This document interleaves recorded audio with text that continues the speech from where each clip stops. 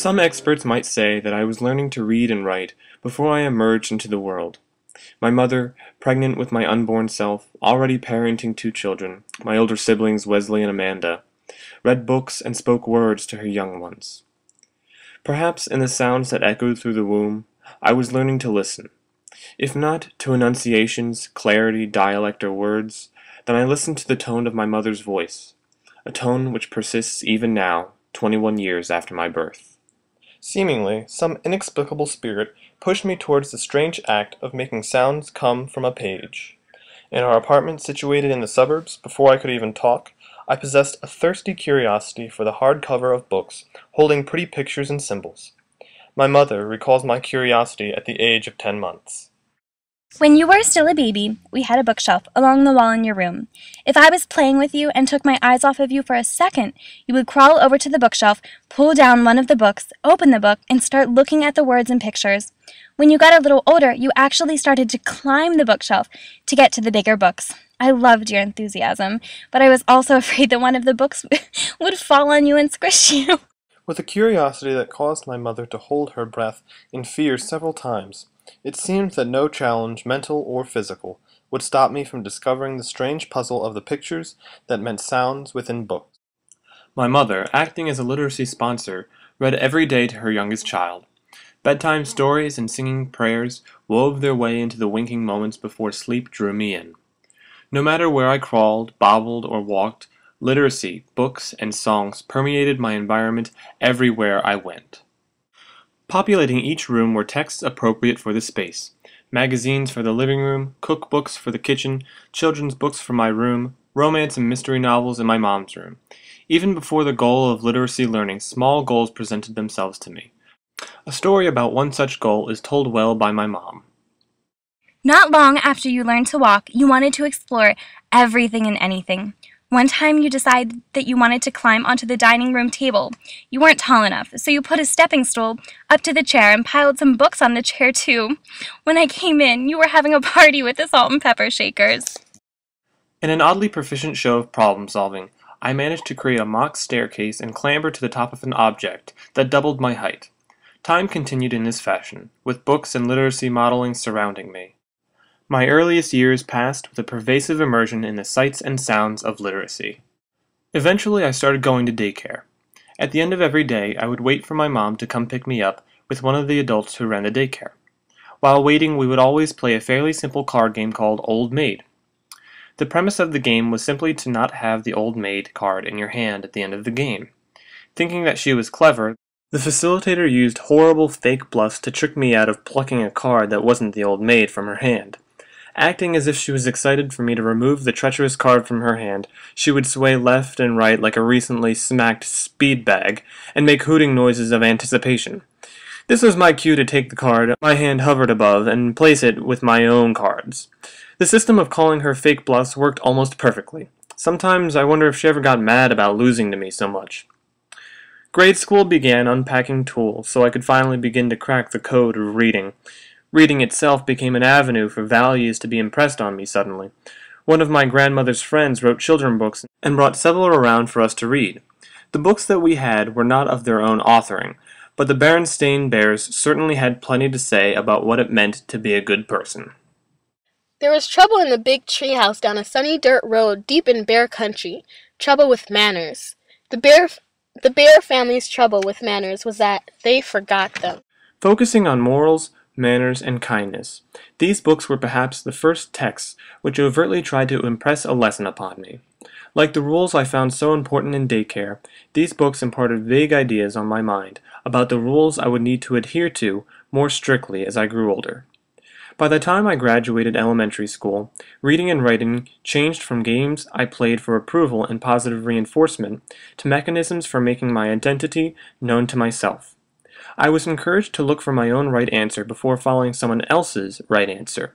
This can be seen in my journal that I kept, in which I tended to use my own spellings when I couldn't find the right way to spell a word.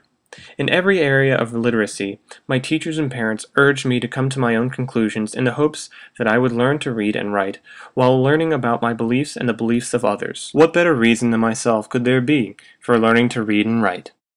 In looking back, I wonder why I grew up at all.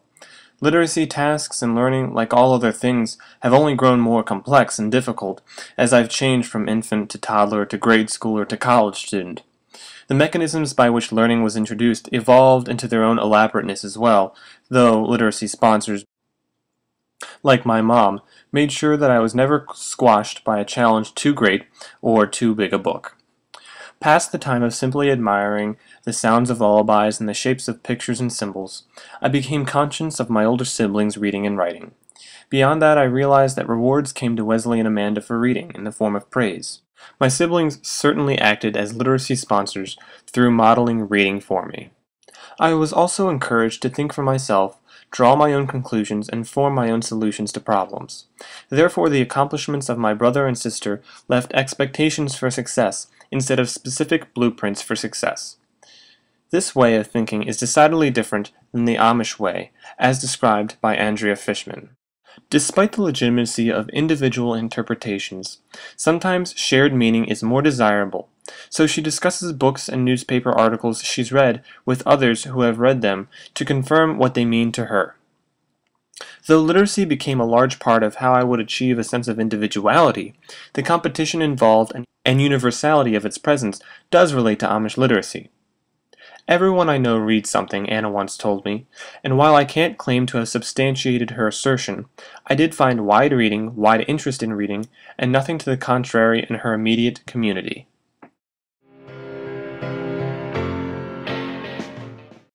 Every weekend we spent with Dad, without fail, he asked us a question. What is the dew point? Every weekend, without fail, we would answer incorrectly. The dew point is the point where dew forms. Wrong! Though, eventually we started answering correctly, the dew point is a temperature at which the atmosphere can no longer hold water, my dad still asks the same question to this day. His questions, however, were hardly repetitive. Often focusing on scientific phenomena that had to do with flight, his questions were puzzles of logic. Having experienced higher levels of scientific academia in older grades, Amanda and Wes usually had an edge on me. However, it usually took the combined knowledge and guessing powers of all three of us to discover how hail was formed, or how to describe how a plane's wings create lift and cause flight.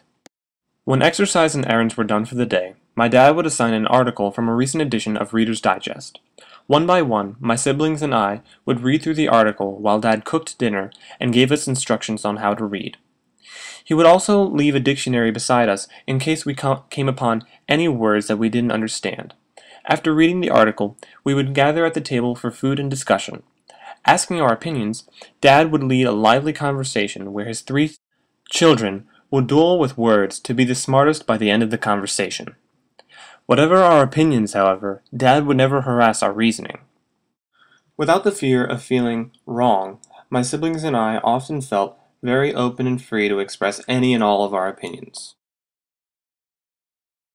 At the time when most of this reading and responding happened, I was going through middle school. My identity, still malleable, imbibed a love for critical thinking. Finding meaning in reading and making an argument about my opinions became tied to my literacy learning.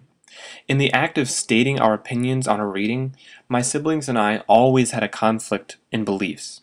For instance, in reaction to an article about cyberbullying, one of us might respond, "The part of this article that I reacted to most strongly is the highlighted Much Ado About Nothing social media theater production being put on through Facebook. I'm skeptical that teenagers could be convinced to log on to an anti-bullying Facebook page, let alone gain something from the page. For example, if a cyberbullying victim did try to engage with the production and posted a comment, the victim's bully might see that and berate the victim even further. That being said, there may be ways to engage teenagers effectively via social media by speaking to them on their level.